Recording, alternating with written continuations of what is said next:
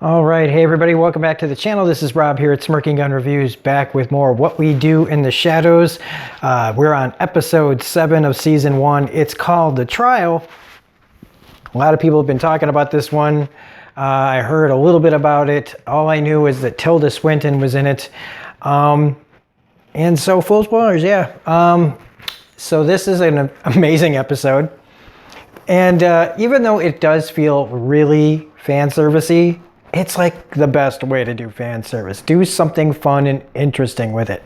And at the same time, you get to see the bigger world, the bigger picture. Something that the original movie didn't get really much of a chance to do. They just talk about, alluded to bigger things going on and stuff. But in this, we get to see and hear about some of the crazy things and how big this actually reaches the vampire world. At least as far as like celebrities go and things like that. But also, this episode is fucking hilarious. There are so many moments that I don't even know where to start. But just to catch you up, last episode, Guillermo accidentally killed the Baron by opening the door after he's pretty much doing a good job at almost getting killed himself. So now they're stuck here with a dead body and they're still on drug blood. I believe they all took Molly or something like that. I can't remember what. But,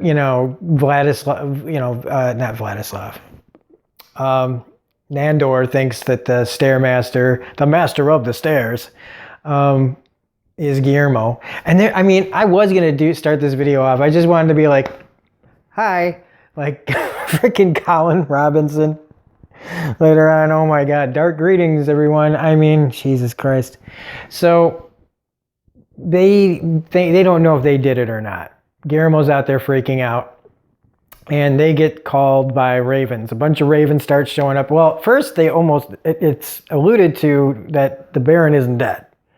Because when they pour the the alcohol or whatever on him, his eyes opened. But then they just dump his body in there, which is so unceremoniously. But his eyes didn't open up later on when he was in the grave, so I don't know. But that's when the ravens start showing up. Colin Robinson shows up here. And just... everything that Mark does in this show is amazing. And also, again, like everybody's really knocking it out of the park in this episode, but especially Mark Prox and damn it, the guy who plays Laszlo. Why can't I remember? I had his name like tattooed in my brain earlier, and now I can't figure it out. Hang on, I'm gonna say it. All right, I think it's Matt Berry, right? Or whatever. It's been a long, long day. He really kills it in this, especially right here at the beginning when the running gag throughout this episode is that Laszlo turned a baby into a vampire. And it's as terrible as you think it is. And he's really bad. The more we find out about Laszlo and just how, it's his reaction to things that's so funny, but he's really bad. He's just like, I was bored, to be honest with you. Just totally, because that's okay. To be fair, I was bored. And then when they show the pictures of him next to the kid, and she's like, hey, maybe we should go see him. I don't think we should. Just total absentee dad kind of attitude. Like, I'd really rather not. It's so, like, in the real world, that's not funny, but this just, God, in his delivery, the way he delivers such, But this is also where we are introduced to Kristen Schaal, kind of like the messenger for the Vampire Council after they've thrown a bunch of ravens literally at the house. 500 ravens! Now let's talk about Kristen Schaal just a minute, because I love her. I love her so much in everything she has ever done, I think. And I gotta tell you, they always play her as like this like unattractive goofball, but I think she's fucking sexy. Okay? Funny to me can be very sexy, and Kristen Schaal does it for me, and especially floating Kristen Schaal. Wowie, wow, wow. And she's great in this. The whole bit where she keeps, she can keep coming instantly from the other side of the room, like through a door and everything, and that how fascinated they are by it.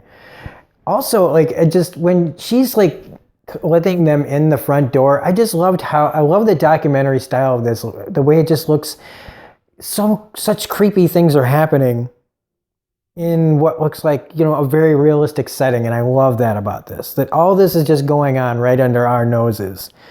And it's fantastic. I mean, she slides the Vampire Council sign in there, like, it's after hours, time to put our sign up for the basement. And again, like, more jokes from her about like the light that Guillermo breaks and thought it'd be fire, and she's like, the fire inspectors would go mad or something like that.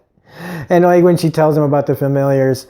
And again, this episode builds towards what's definitely going to happen here. I mean, it's been a whole thing all season.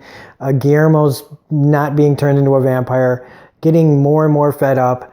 And I mean, it reaches, to me, its pinnacle here, because he really puts himself out there and still nothing. And so something's going to happen. But we are introduced to the Vampire Council. I love this. This is where it gets fanny, but in the best possible. I mean, they really nailed it, because it's like, who do you get? And so, of course, we get our original three guys back, but we also get, oh man, I'm just going to start it right over. So first, we see Tilda. Okay. Now, I know that they're all playing the vampires that they played, right? Or essentially, even though they have names. So, but I don't remember her in a vampire movie, but that doesn't mean I haven't seen every vampire movie. I haven't seen every Tilda Swinton movie. So either I've never seen this, or they're just saying Tilda Swinton's a vampire, which is hilarious in and of itself. But then, to me, this is the piece de resistance, okay? Fucking Pee Wee Herman, okay? And if you don't know who this is supposed to be, this is his character from the original Buffy the Vampire Slayer movie. The one with the incredibly long death scene. And so they got him to be his character from that. And if you are a fan of Buffy, you're going to know what I'm talking about. And this was after Pee-wee was Pee-wee. After everything went down, and every once in a while he'd get a little work in movies. And this was just another great performance by him. And I love seeing him in this. Then you have, after they bring him in or whatever, we have, let's see if they get everybody up here. But Guillermo in here, well, there's Kristen. I guess they're not going to show him. But then you got Danny Trejo. Now, everybody knows who Danny Trejo is. But people are going to go, oh, Machete and stuff. But it's no. Before all that, back in 1995, I think, maybe 96, he played one of the vampires in From Dusk Till Dawn. He was part of the Titty Twister. He was the bartender. At that, and it's just another great callback from a movie that is one of the best vampire movies I've ever seen. It's so much fun. Then you have you got our normal three guys. You got Taika as I can't remember his name. Taika and Jermaine and the guy who plays Deke from What We Do in the Shadows. They're all back. They have a lot of fun. Taika and Jermaine. Jermaine wrote this. Taika directed it. I mean. And then Evan Rachel Wood is Evan. So I guess it's supposed to be her character from True Blood, but it's just Evan. So I guess maybe Evan was playing a vampire on True Blood, called a different name, is what we're supposed to believe. And that's just as funny. In fact, kind of funnier. And then we have Wesley Snipes. And it's fantastic that they got him, and I can tell why they had to use Skype, because they probably couldn't get him to come in. I think it's hilarious that they got him, but that he's also really a daywalker in this universe. That he is a vampire killer in this universe. That is hilarious. It doesn't change the fact that he definitely has Every word that is out of his mouth is just this: pay me, pay me, pay me, pay me. It's just so bored. He is so doesn't care as long as the paycheck is there.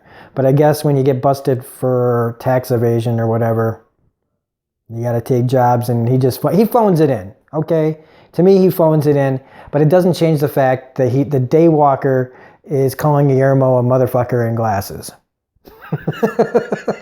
The delivery may not be good, but it's the whole point of the whole scene. It's just fantastic. We also find out that Tom Cruise and Brad Pitt are vampires, but they couldn't make it. Which, it's Tom and Brad. Of course they can't make it. And then our local vampire, hello, Colin Robinson. And is it just me, or is the person standing next to him, the vampire standing next to him, played by Felicia Day? That person has no lines, but it really looked like Felicia Day. So they bring out like the familiar of the Baron, and she just totally gives him up. Then they bring in Guillermo, who tries to confess that he killed him on accident, but they don't believe it because he's just, to him, he's just lunch. Speaking of Nadia being like, he's lunch. Yep, eat him, under her breath. Also, the baby's there, crying. And then there's even more like with Laszlo. Oh God, I gotta remember this stuff. Okay, yeah, I forgot the whole thing with Batista. So let's just go back to that, sorry. They think that Batista and this girl standing next to him are the council. And so Barry's just putting on a performance of how serious they are. Serious.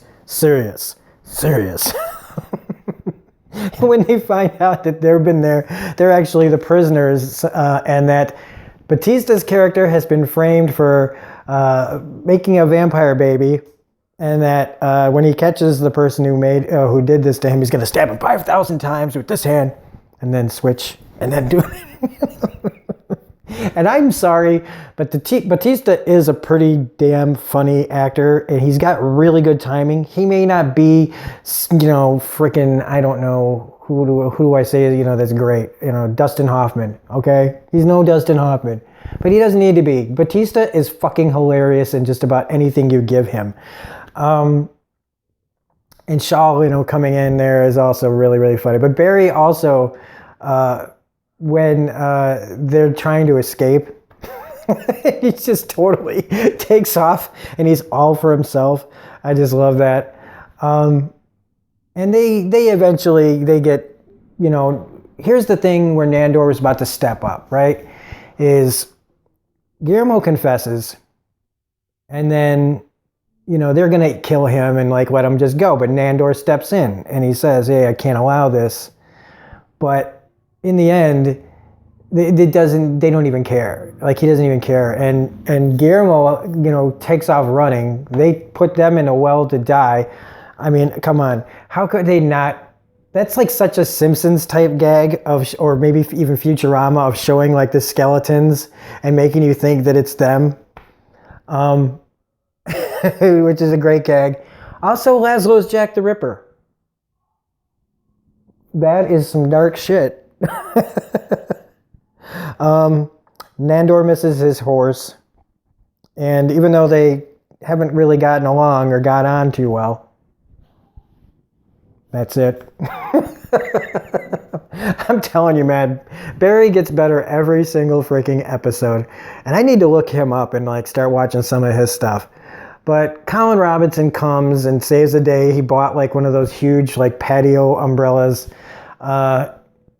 gives them a bit of the business, and then they fly up and they got him in a box where Colin proceeds to keep punching the box. But the important thing here is the conversation that he's having with Colin about how long it's been and the deal that he made with Nandor.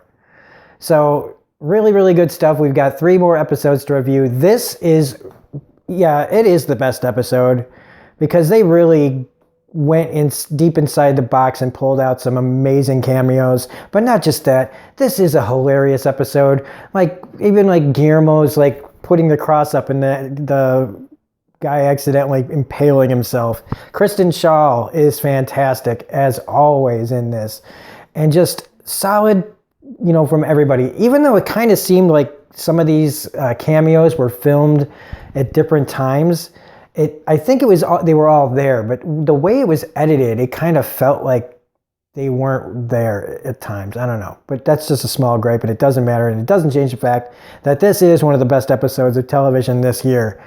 This is one of the best series of the year, and hopefully, I heard it got picked up for a season 2, so at least this got picked up. I am still salty about Happy and Deadly Class, though. So, anyway, if you liked this review, please hit the like button, comment, share, subscribe, hit the bell for all notifications. You can reach me on Twitter at Yesh8. That's YESSHH8. And that's it. So, this is Robert Smirking Interview saying have a great night, and we will be back with episode 8 sooner rather than later.